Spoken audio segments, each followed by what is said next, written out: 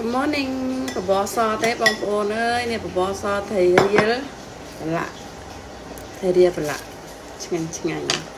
ហើយនឹងជាមួយ coffee ហើយនឹងចាប់ផ្ដើមធ្វើនំទៀតហើយឆ្ងាញ់ចឹងហ្មងចាប់មកជីបឆ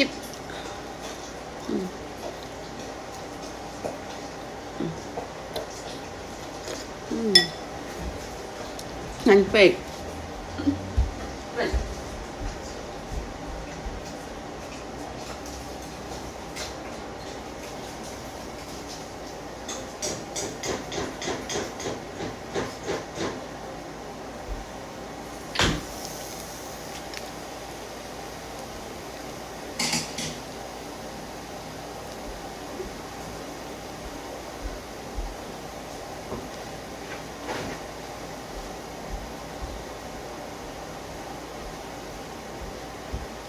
កំមុំដេកយូរម៉ែអើយ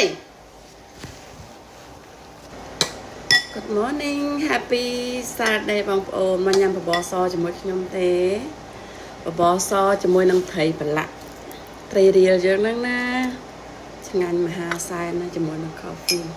breakfast ខ្មែរយើងមិនតែប៉ុណ្្នឹងឯង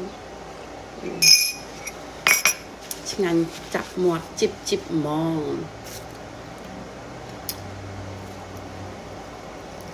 មកពីត្រីហ្នឹងវារៀងប្រឡាក់ពីស្រុកខ្មែរមកវារៀងដូចស្ទើទៅពេលចឹងវារៀងទុនសាច់បន្តិច